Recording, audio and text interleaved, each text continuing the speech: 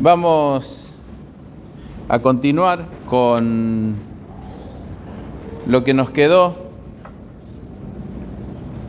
del domingo pasado, y esto que habíamos llamado un recorrido por el alma. El nombre que le dimos a las palabras que el Señor Jesucristo mencionara, transmitiera a sus discípulos en este capítulo 6 del Evangelio de Mateo. Pero antes de hacerlo, antes de continuar desde el versículo 19 hasta el capítulo 7, versículo 5, quisiera leer algunos textos que hablan de lo que significa el Señor y su mirada. Si miramos Primera Crónicas, capítulo 28, versículo 9, vamos a encontrar los consejos sabios de un padre a un hijo. En esto de aconsejar el rey David a su hijo Salomón, lo que estaba ocurriendo era la transmisión, la expresión final, última, de un hombre que estaba cerrando su etapa sobre la tierra, en la que había tenido tropiezos, había cometido pecados. Pero el problema más serio no es solo la comisión del pecado o el tropiezo, que por supuesto es malo, sino cuando, debiendo proceder el arrepentimiento y el reconocimiento, estos no aparecen en la escena. Por eso las palabras de David toman peso, significan un gran peso cuando las pronuncia Salomón, y significan lo mismo para nosotros hoy. Capítulo 28 de Primera Crónicas, versículo 9: y tú, Salomón, hijo mío, reconoce al Dios de tu padre y sírvele con corazón perfecto y con ánimo voluntario, porque Jehová escudriña los corazones de todos y entiende todo intento de los pensamientos.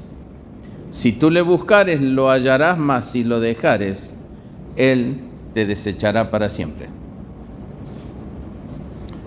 El valor y el peso de estas palabras las encontramos en la vida del rey David y en la síntesis que él hace en algún momento de sus propios pasos y que evidentemente tenía frente a sí. Hermanos, si no llegamos a la conclusión de que el reconocimiento de la existencia de la maldad en nuestra naturaleza, si no llegamos al reconocimiento de que tenemos una lucha de todos los días y que todos los días tenemos que reconocer bajezas, pecados, una tendencia horrible hacia lo que Dios rechaza, si no tenemos esa conclusión y no estamos frente a eso, a veces llego a dudar de que verdaderamente tengamos al Señor. Demasiada gente vive alegremente. Total, alguna vez levantó la mano o algo parecido. El otro texto que quisiera que me acompañe a leer antes de lo que resta del capítulo 6 de Mateo se encuentra en el libro de los Proverbios, en el capítulo 24, versículos 11 y 12. Y allí Salomón, el destinatario de las palabras que David pronunciara poco antes de morir, le dice, versículo 10, si fueres flojo en el día del trabajo, tu fuerza será reducida. Y luego agrega, libra a los que son llevados a la muerte. Libra. Es una acción, es un consejo, es una determinación. Salva a los que están en peligro de muerte.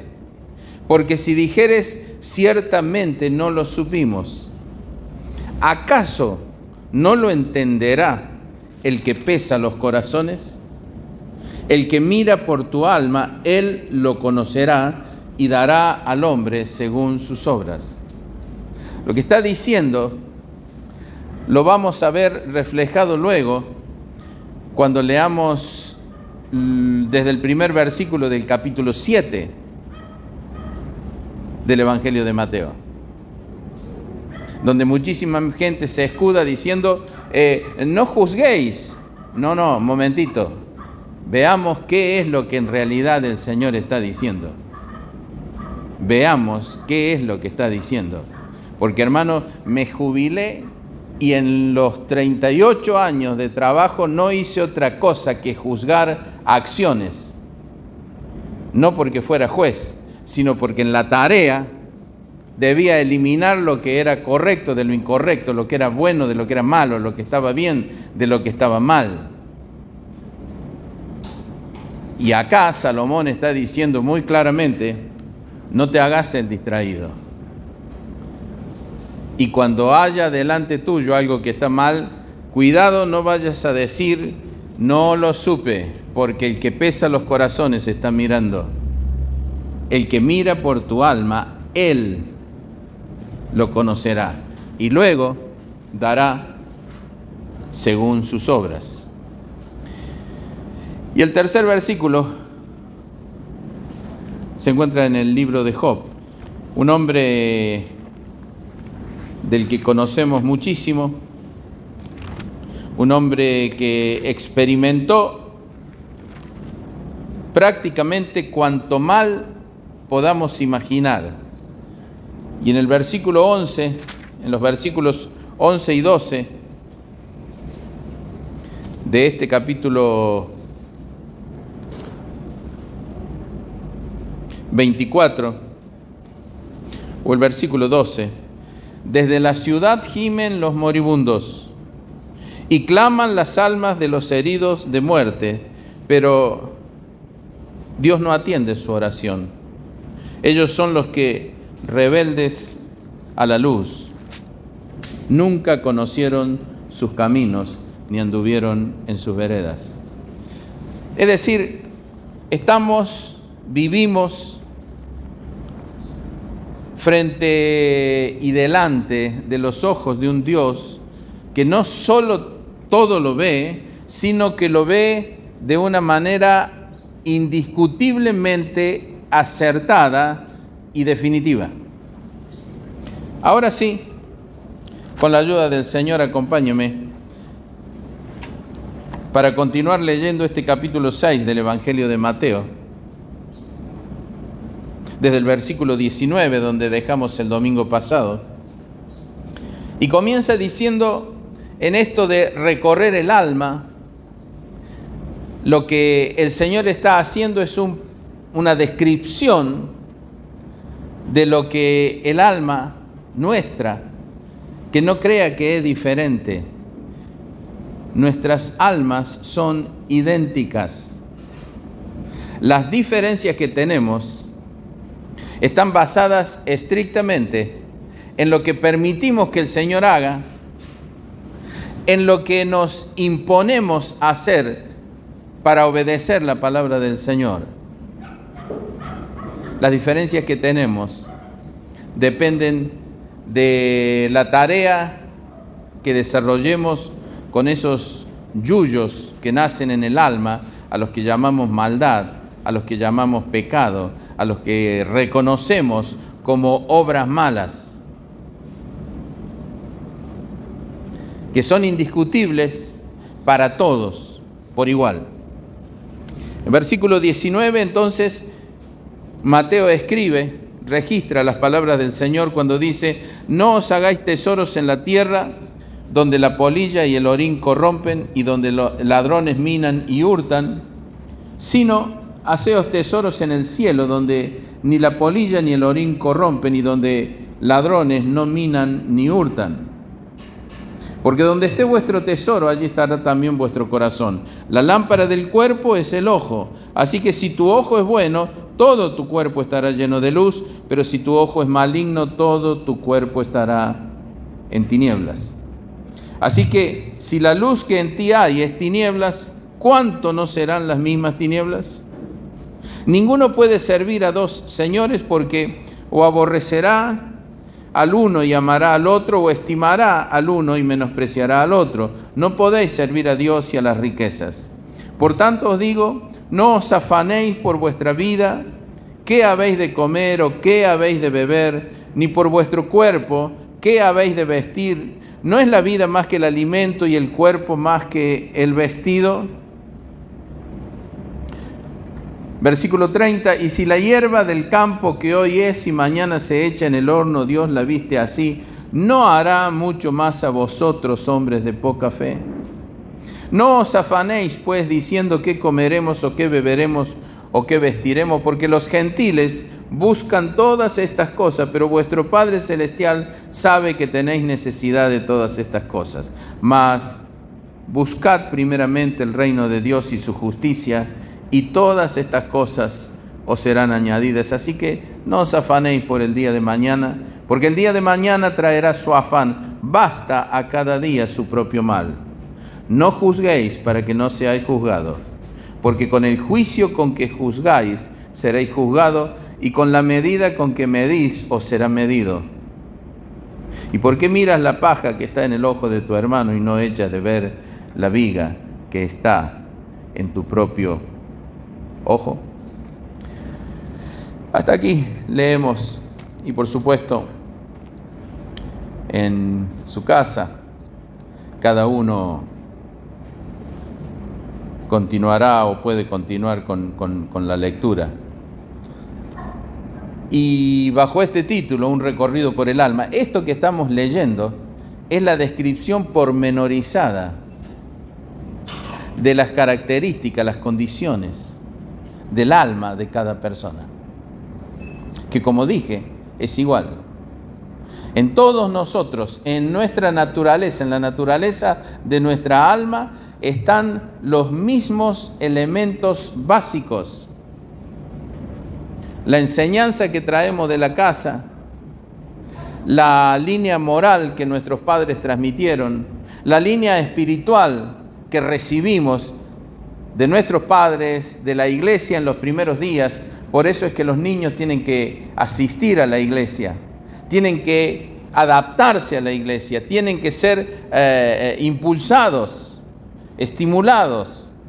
Todo esto va a marcar decisiones que harán que las mismas condiciones del alma que están en toda persona, esa carga de enseñanza familiar en la iglesia, permitan que quienes son chicos hoy, mañana tomen las decisiones de podar todo eso inadecuado, malo, que tiende a surgir, y en el nombre del Señor lo mantengan podado, sin que se transforme en una selva de maldad, de desbordes, de suciedad. No os hagáis tesoros en la tierra. La palabra tesoros aquí tiene una doble significación. La primera significación es el lugar donde se guarda lo importante. Si nunca entró al tesoro de un banco, yo que asistí a los robos en algunas ocasiones, se le llama tesoro a esa bóveda con una puerta monumental, impresiona, que se abre por un mecanismo de relojería a determinadas horas, que tiene por lo menos 2 llaves en manos de personas diferentes y que es tan pesada que cuesta abrirla. Se le llama tesoro porque allí se guardan valores, dinero. Así que esta palabra tesoro tiene 2 significados. Uno es el lugar, la caja fuerte, donde se guarda lo importante. Y el segundo significado es el que tal vez nos resulta más familiar. Las cosas valiosas. Las cosas valiosas. No os hagáis tesoros en la tierra. Y habla en plural. Porque no tenemos, o el ser humano no es capaz de caer enredado en la búsqueda de un solo tesoro. Son muchos los tesoros que podemos tener.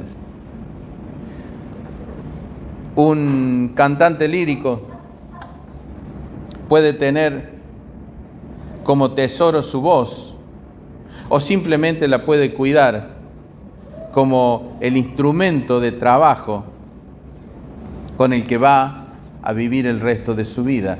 La calificación que tendrá lo determina su actitud.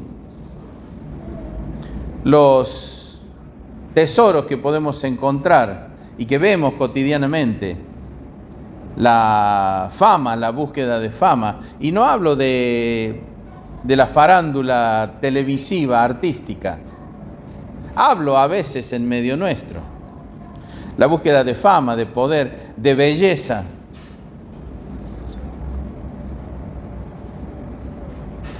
de popularidad, de riquezas, de posición, sea política, sea social, sea familiar, económica, académica. Seguramente sabe la costumbre antigua en Japón, donde hombres que de pronto se sentían despojados o manchados en su honor se quitaban la vida, porque un hijo tuvo determinada acción, o una hija, o se quitaban la vida. Eso que hacían en nombre del honor, en realidad era causa del tesoro que habían forjado de su propia persona y de su propio nombre.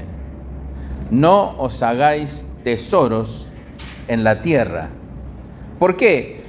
Porque eso que consideremos un tesoro, eso que sobresale a cualquier otra cosa en importancia, en valor, eso más tarde o más temprano va a corromperse. Y va a corromperse más tarde o más temprano porque un día estaremos delante del Señor y allí ninguno de los valores importantes terrenales tendrá el más mínimo valor. Veremos, comprobaremos que nada de lo que resultó atractivo en la tierra tendrá significación o una igual significación en el cielo. O cuando pase esta vida, aún para los condenados, no va a tener el mismo valor. El yate, la isla paradisíaca, las enormes mansiones con parques y piletas de natación, los restaurantes caros, los viajes, nada de eso tendrá valor, no va a tenerlo. Por eso es, en el menor de los casos o en el mejor de los casos, ingenuo, y en el peor de los casos, un grosero error, las disputas que hay por alcanzar cosas, por tener cosas o de pronto por hacer cosas. Porque cuando se cruce la tranquera que nos separa de la etapa de vida que sigue, nos daremos cuenta que de nada sirve. De nada va a servir que en toda su vida haya tenido 2 abrigos o haya vivido luchando por poder reemplazarlos y tener uno nuevo todos los meses. No va a servir de nada. De nada va a servir que haya luchado, mentido, encubierto para tapar lo que sea propio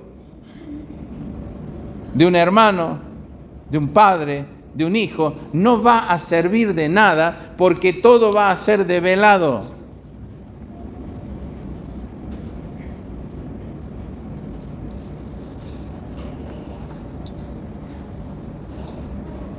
Pero no dice que no hagamos tesoros, dice que no hagamos tesoros en la tierra, porque los elementos existentes naturales van a corromperlos.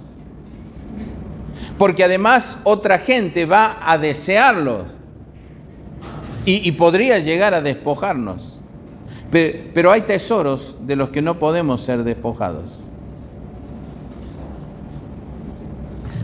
Cuando a nuestra voluntad propia, cuando a la necedad natural del corazón, del alma de las personas, empezamos a podarlas, empezamos a pasarles la máquina de podar para que queden empequeñecidos, entonces empezamos a hacer tesoros en los cielos. Cuando a los deseos de nuestra naturaleza los comenzamos a limitar hasta llevarlos casi hasta la extinción, nunca los extinguiremos, nunca. Pero trabajamos en dirección a eso, entonces estamos haciendo tesoros en los cielos. Cuando a nuestra justicia propia, que tiende siempre a ese modelo gallina gorda que abre las alas y encubre todo, cuando a la justicia propia empezamos a cercenarla, a eliminarla, reemplazándola por la verdad, entonces lo que estamos haciendo son tesoros en los cielos. Cuando los deseos de nuestra naturaleza, hoy los estamos viendo por todos lados, tendemos a reemplazarlos por la sujeción a la palabra del Señor, por la obediencia a la palabra del Señor, por la lealtad a los compromisos asumidos. Entonces estamos haciendo tesoros en los cielos. Cuando decimos no a las pasiones de nuestra naturaleza, y por pasiones no me refiero simplemente a las cuestiones relacionadas con el sexo. Pasiones son, un pastor me contaba hace unos días, que en su juventud había sido de la barra brava de Independiente, siendo muchacho joven. Y me decía, yo seguía a Independiente a donde fuera que jugase. Córdoba, Santiago del Estero, Mendoza, Corrientes, Buenos Aires. Iba a todos lados. Esas son pasiones también. No es solo el caballerito que se siente atraído por la señorita ajena. Todo lo que sea deseo que supera, que se transforma en desenfrenado, que no puede contenerse, todo eso son pasiones. La ambición de dinero, la ambición de ascenso. Hay gente que recibe la denominación de trepador. ¿Y qué significa eso? Que con tal de llegar, con tal de ascender, no importa el método. Mientras en la última etapa de mi trabajo recibíamos mucha gente que concursaba o que ganaba el concurso para ingresar al Poder Judicial. Algunas compañeras relativamente jóvenes contaban cómo algunas de sus compañeras habían logrado aprobar ciertas materias difíciles y, puede creerme, no había sido estudiando, sino saliendo con alguno de los titulares de las materias. Entonces, ¿qué es hacer tesoros en los cielos? Es negarse a sí mismo. a todo lo que por naturaleza es atractivo. La venganza, el agravio, el insulto, el desmerecer. Todo eso significa hacer tesoros en los cielos. Y todo lo que signifique permitirle a nuestra naturaleza que se satisfaga, que logre su gusto, que se dé el gusto, todo eso es hacer tesoros en la tierra. De manera que en los cielos sí va a haber gente muy pobre y sí va a haber gente muy rica. Y va a ser visible y lo será por la eternidad. De la misma manera que muchos primeros en la tierra serán postreros y muchos postreros serán primeros por la eternidad. Porque Dios no es injusto. Porque el Señor no está en su trono de justicia para hacer injusticia.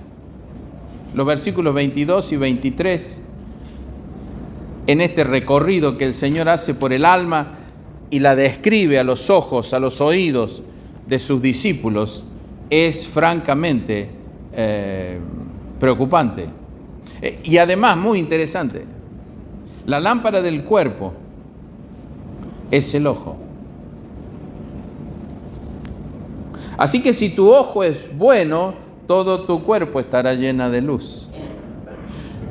Pero si tu ojo es maligno, todo tu cuerpo estará en tinieblas. Así que si la luz que en ti hay es tinieblas, ¿cuántas no serán las mismas tinieblas? Acá el Señor empieza a poner la atención o llevar a través de lo que escuchan a los discípulos, a poner la atención en algo muy importante. Y lo importante es la manera de conseguir un interior lleno de luz o un interior que en realidad esté lleno de tinieblas. El asunto es ¿qué miramos? Bueno, alguien pensará en pornografía, en películas pornográficas, y bueno, sí, tiene que ver con esto también, pero no tiene que ver con esto exclusivamente. Tiene que ver con cómo miro a los demás. Tiene que ver en cómo califico a los demás. Estoy sorprendido de haber tomado conocimiento de la manera en que ciertas personas califican a otras personas. Ciertos hermanos califican a otros hermanos por causa de su ojo, por cómo ven. Así que no estamos hablando solo de lo que llaman películas condicionadas, películas para adultos, triple X, pedofilia. No hablamos solo de eso, aunque está incluido, es mucho más que eso. Es mucho más que eso.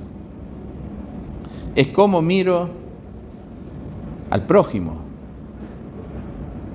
cómo miro al hermano, cómo me miro a mí mismo. La lámpara del cuerpo es el ojo. La capacidad con la que miro, evalúo y llego a conclusiones. Entonces, determinada persona me resulta insoportable. Y la pregunta es, ¿por qué me resulta insoportable? ¿Qué hizo? Porque si produjo una injusticia, bienaventurados los que tienen hambre y sed de justicia. Así que no debiera mirarlos de esta manera. Si me quitó, tendría que dejarle algo más de lo que me quitó. Si me golpeó, tendría, como todavía tengo una mejilla sana, tendría que agregar la segunda.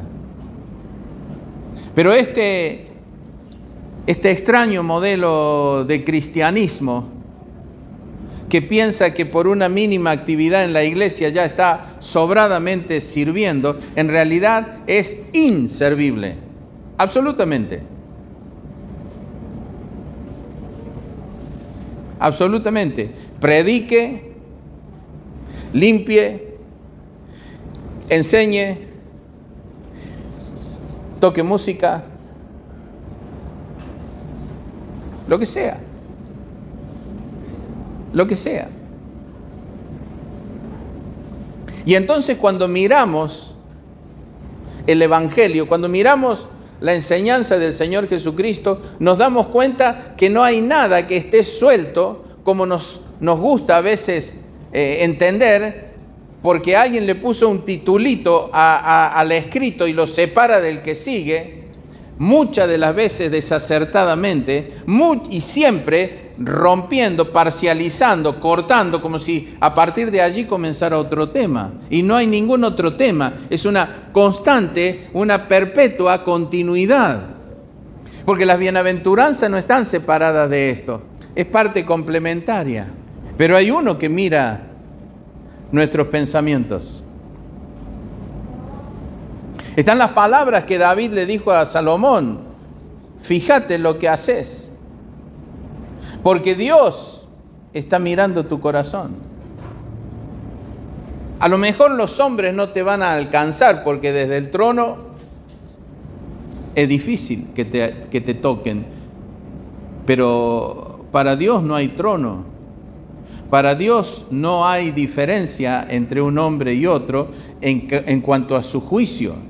En realidad, mientras más nos despeguemos del resto, lo que sí va a crecer es la responsabilidad en lo que Dios nos demanda. Y aparece una conclusión allí. Una breve conclusión, un cierre pequeño, corto, en el versículo 24. Ninguno puede servir a dos señores. ¿De qué viene hablando? Viene hablando de los tesoros, o en la tierra o en los cielos. No podemos hacer tesoros en los dos lugares. Viene hablando de la lámpara del cuerpo, cómo miramos. Conclusión: ninguno puede servir a dos señores.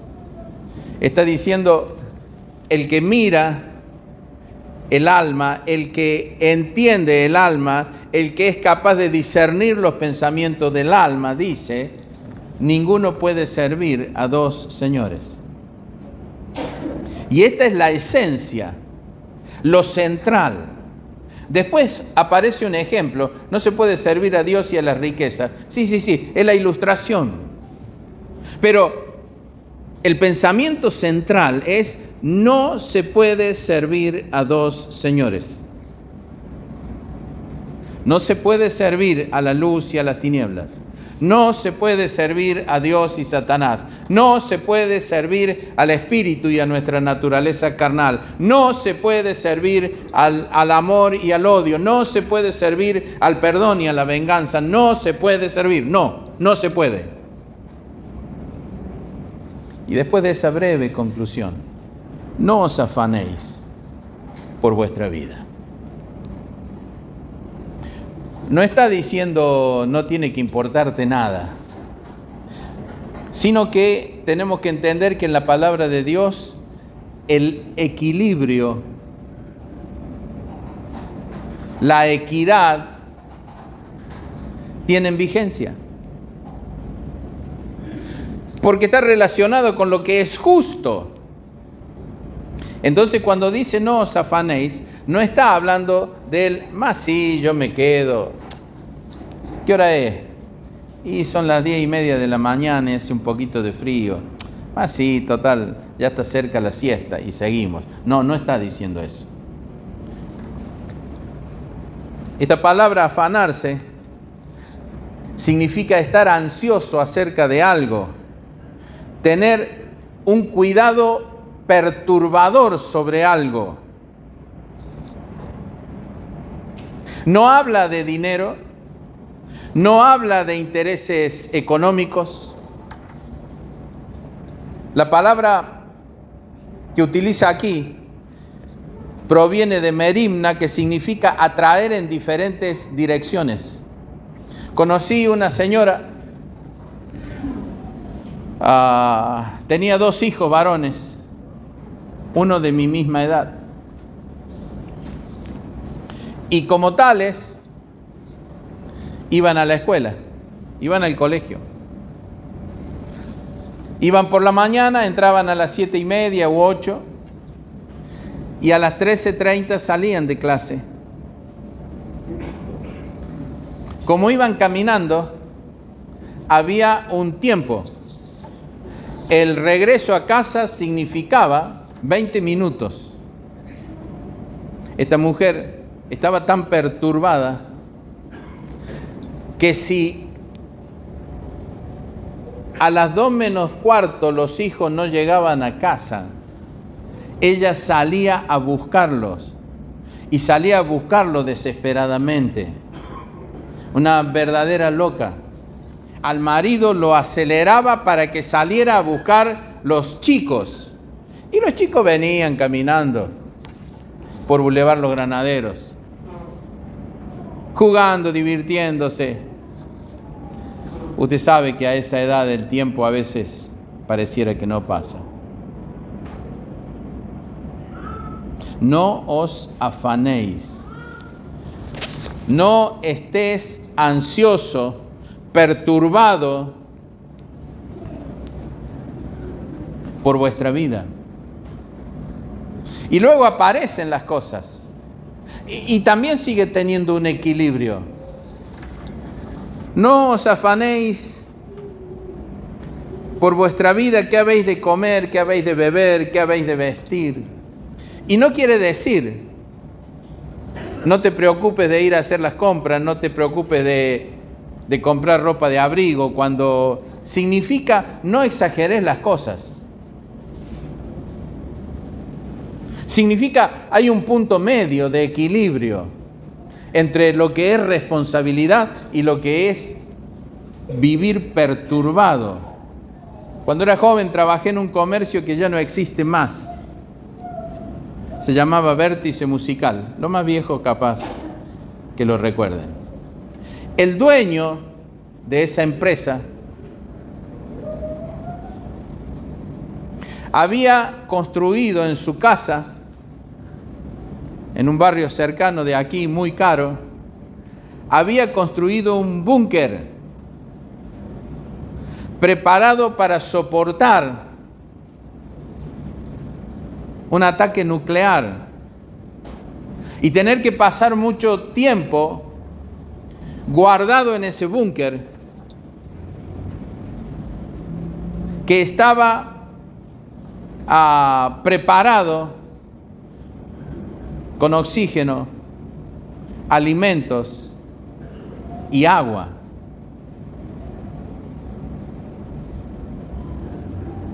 Murió y nunca tuvo que usar ese búnker.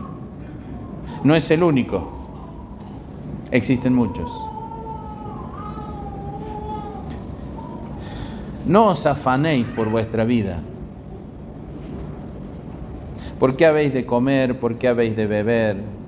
A ver, este es un vino cosecha 1964.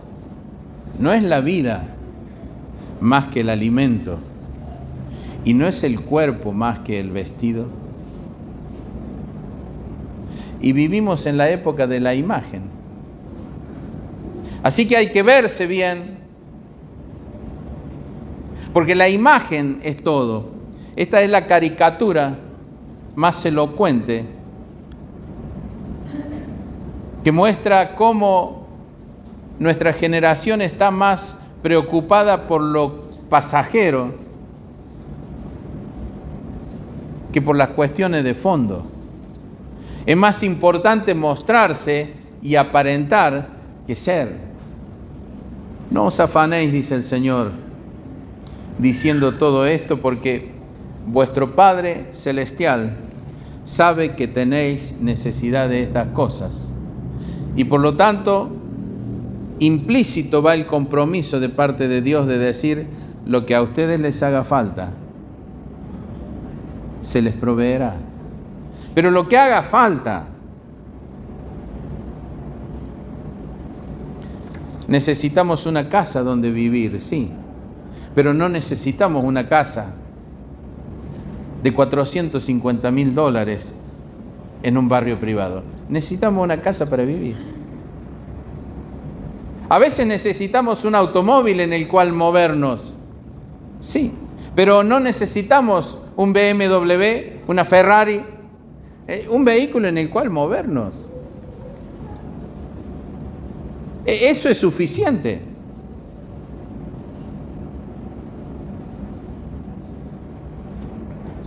Así que no se afanen. Hay un contrapunto aquí. No se afanen por vuestras vidas. ¿Qué comerán? ¿Qué beberán? ¿Qué vestirán? ¿Cómo serán los muebles de su casa? Un subdirector, ya he puesto muchos ejemplos míos, un subdirector que duró poquito en policía judicial, inmediatamente de designado provisoriamente, y duró poquito, hizo traer unos muebles laqueados de color negro que ya por aquella época eran carísimos. Y un día hizo un chiste, según él creyó que era chiste. Porque hay personas que creen que por la posición que tienen, dicen algo y todos los demás deben reírse.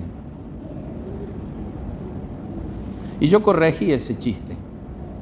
Hay gente que cree que por la aparatosidad de la que se rodea, el impacto o la impresión en las personas va a ser más importante. Y en realidad, de las funciones que personas tienen que realizar o de las que se ocupan, lo importante no es el valor del escritorio en el que toman las decisiones, sino las decisiones. Eso es lo que importa. No importa la cantidad de cedro que rodee el despacho de un juez, lo que valorizará la decisión que tome. Lo que importa es la decisión que tome.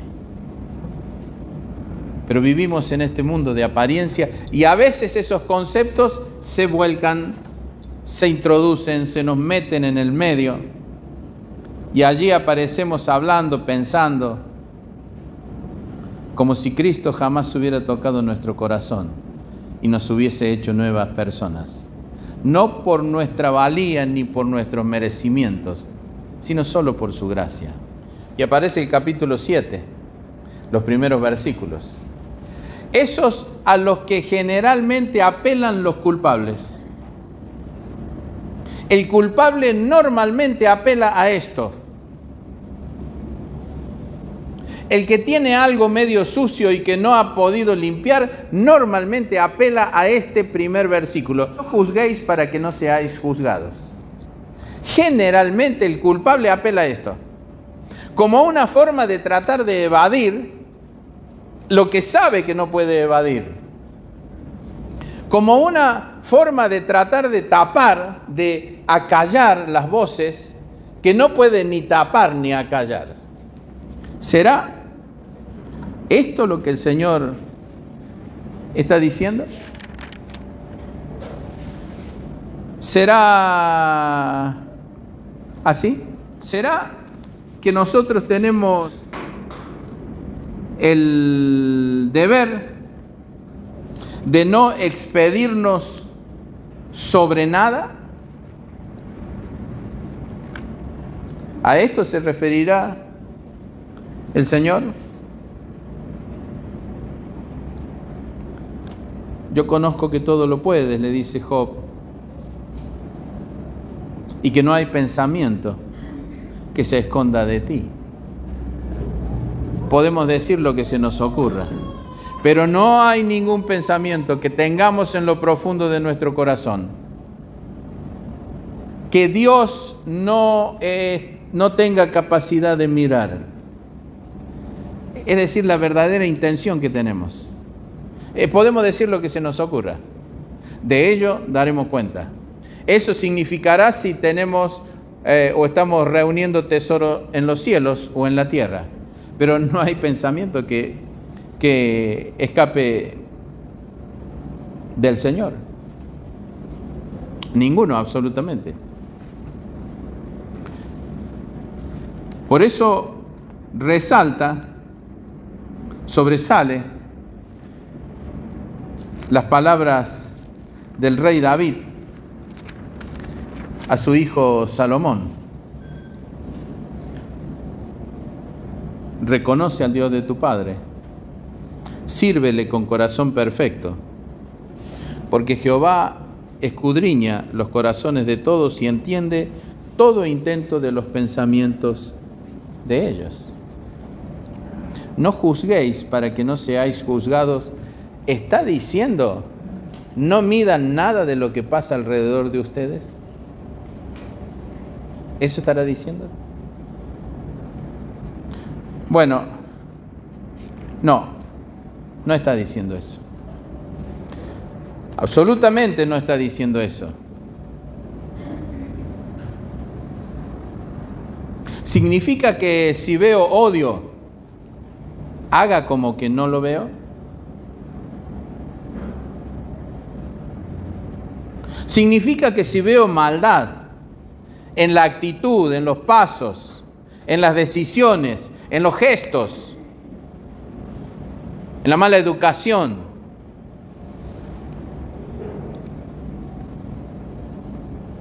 nos hagamos los distraídos? ¿Significará eso? ¿Significa que si ante nuestros ojos cruza una injusticia, no decimos nada? Total, vamos a evitar juzgar para no ser juzgados. ¿Eso significa? Si vemos una acción mala, ¿significa que nos cruzamos de vereda y seguimos adelante para no caer en el pecado de juzgar? ¿Será eso? No significa eso. No significa eso.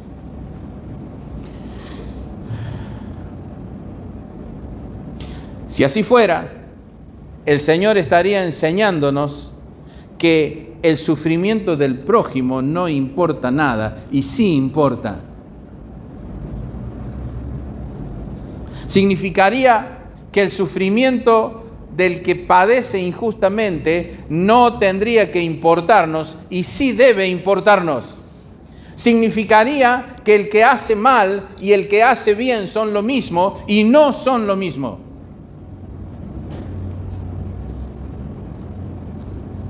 Significaría que estos comerciantes de la fe que tenemos en Córdoba, en Buenos Aires y en muchas partes del mundo, a los que vemos enriquecerse mediante el engaño, no tendríamos ni que mencionarlos.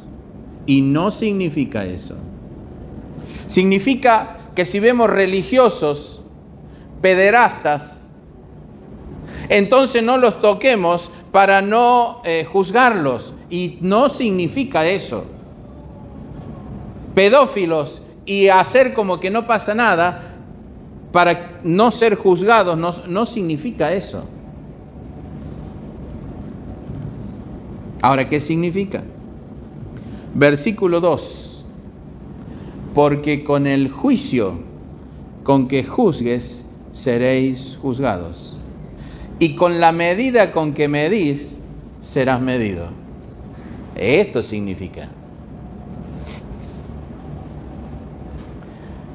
Así que como el homicida es pariente, entonces atenuamos semejante mal porque es pariente. Bueno, con esa medida de juicio vamos a ser juzgados. Con ese juicio vamos a ser juzgados. Con ese metro se nos va a medir.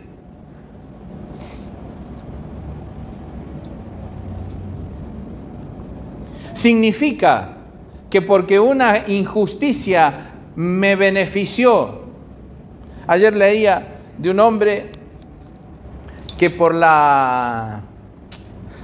Vieron que además del numerito CBU hay un alias. Bueno, una persona fue beneficiada porque se ve que su alias coincidía con otro alias y le depositaron $600.000 en la cuenta. Bueno, no es una cifra fea, digamos. Ahora, ¿qué hacemos?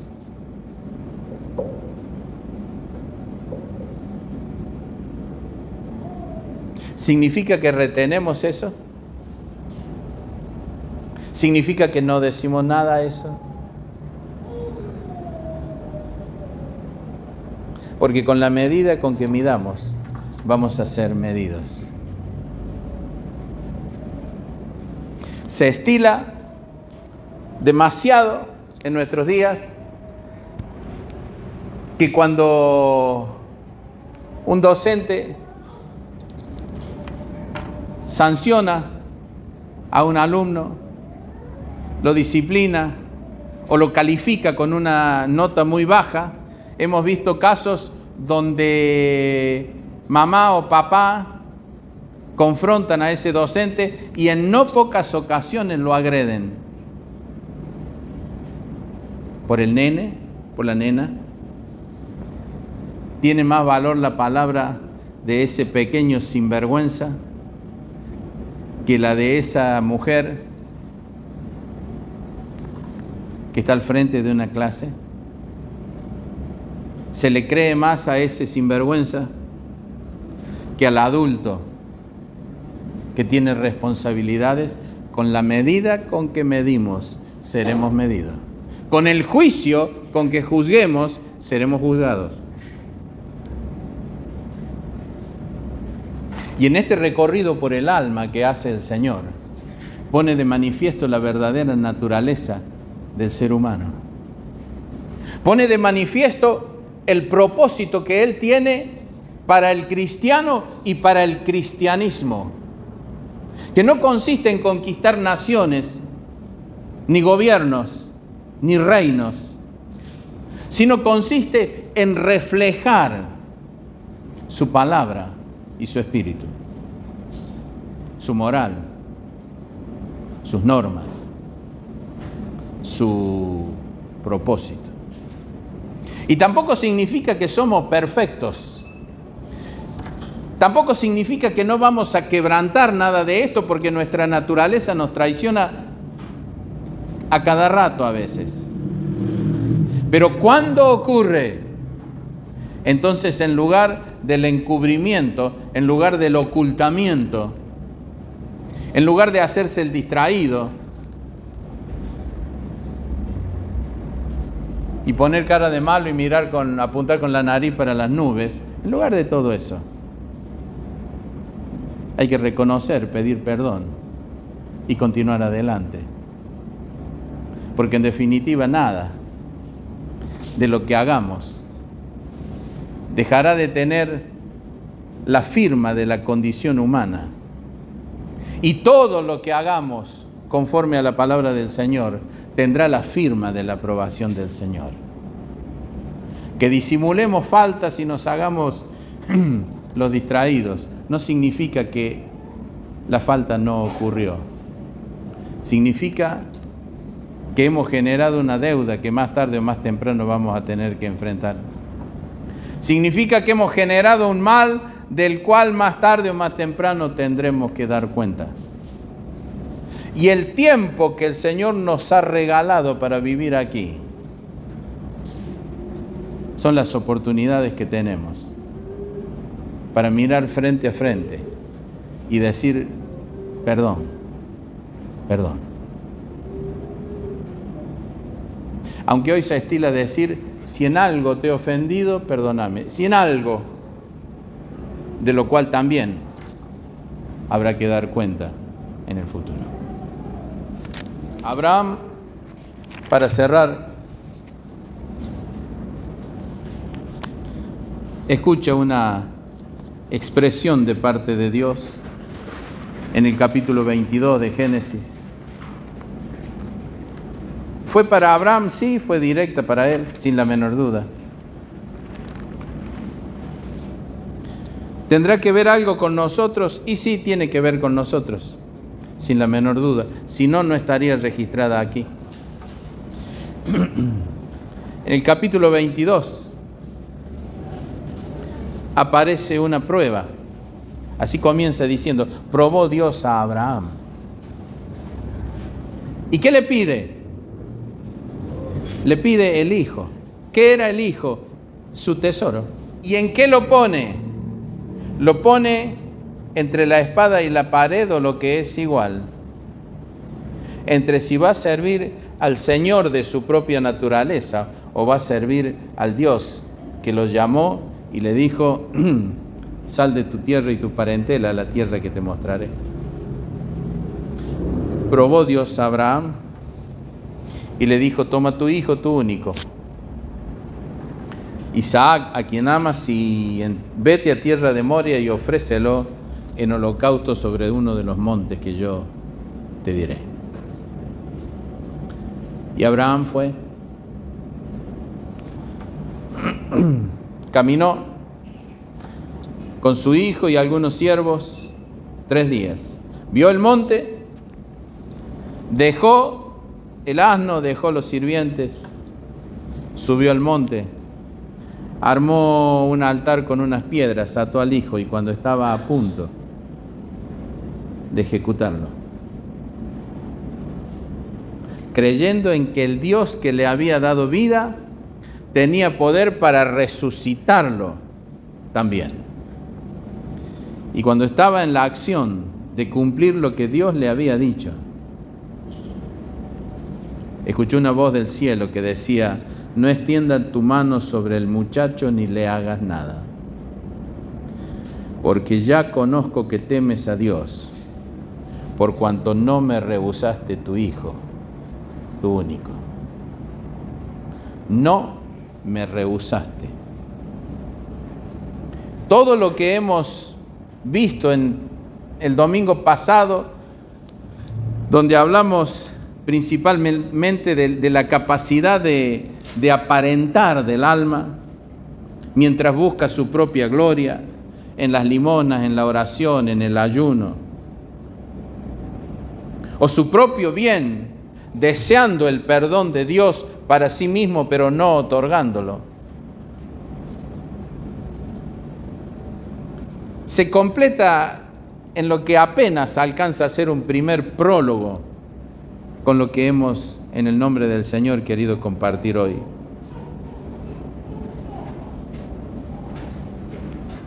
Pero vemos un verbo que atrae a Dios, el verbo rehusar. Ahora veo que temes a Dios, porque no me rehusaste tu hijo, tu único, al que amas, etcétera, etcétera. Y lo pidió para probar.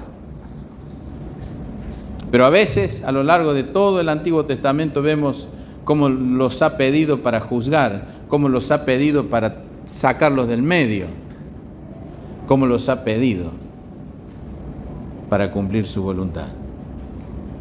Ahora veo que temes a Dios. ¿Por qué? Porque no me rehusaste. Porque no me rehusaste a tu hijo, tu único. Este recorrido por el alma es nada más ni nada menos que una fotografía, una tomografía de nuestras almas. Una tomografía que muestra lo que es, lo que debe ser y lo que no debe ser.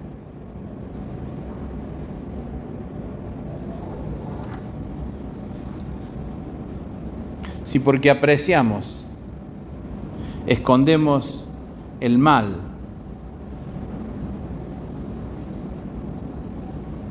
estamos midiendo como seremos medidos. Si porque despreciamos, rechazamos, odiamos, o lo que sea, que no debiera ocurrir, sobrecargamos eventuales errores de otros, estamos sumando en contra. Lo peor, no en contra de los demás, en contra de nosotros mismos. En definitiva, cada uno hace lo que quiere. Pero este recorrido por el alma es la advertencia del Señor, para que miremos con cuidado, para que tengamos cuidado. Quisiera pedirle una vez más que nos pongamos de pie.